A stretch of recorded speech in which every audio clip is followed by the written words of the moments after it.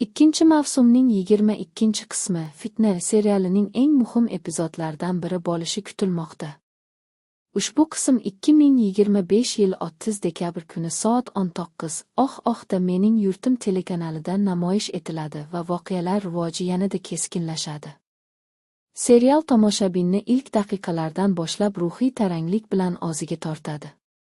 Fitnaning kuchli tomoni uning mantiqli syujeti va chuqur xarakterlaridadir.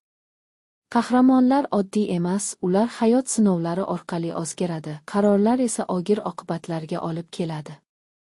Har bir sahnada ichki kurash va yashirin maqsadlar yaqqol sezilib turadi. Aktyorlar ijrosi samimiy va ishonarli, tasvir va musiqa esa umumiy kayfiyatni yanada boyitadi.